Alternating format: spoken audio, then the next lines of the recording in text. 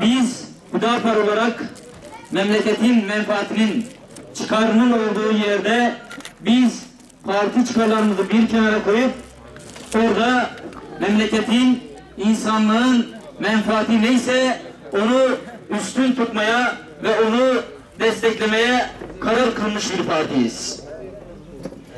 Dün de böyle yaptık. Referandum süreci, 6-8 Ekim olayları ve akabinde darbe sürecinden sonraki tavrımız bütün bunları teyit ve desteklemektedir. İşte biz Hüdapar olarak diyoruz ki doğruların yanında, yanlışların karşısında durduk. Dün bu tavrımızı söylem düzeyinde tutarken bugün önümüze bir fırsat çıkmıştır.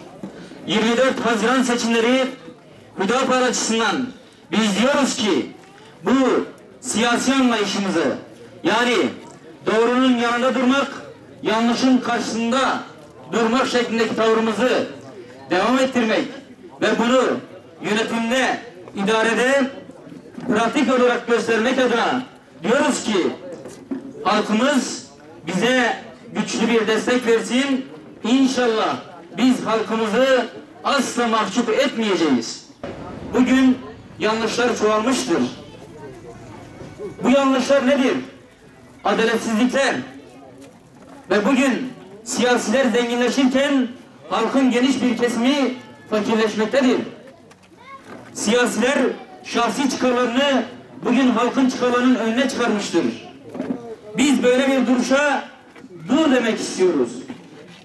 Ve bunun için diyoruz ki Hüdapar olarak inşallah iyi bir oy, iyi bir destek ve akabinde bizler bütün bu söylediklerimizin arkasında durarak sizin adınıza siyaset yapmak istiyoruz.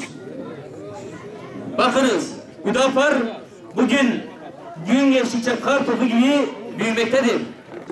Biz haktan, adaletten, eşitlikten, hakkaniyetten taraftarız. Ve bu söylemimizi güçlü tutmak istiyoruz. Bir elimizde hak, bir elimizde adalet, bir elimizde de hizmet olsun istiyoruz. İşte bunun için diyoruz ki sizin oyunuz asla heba olmayacaktır inşallah.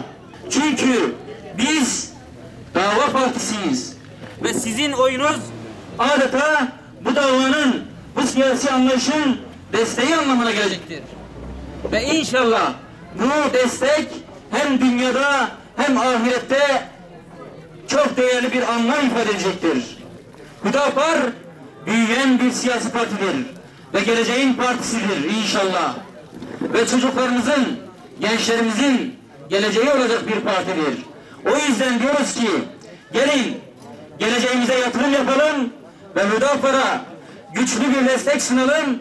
İnşallah Rabbim sizleri, bizleri mahcup etmeyecektir.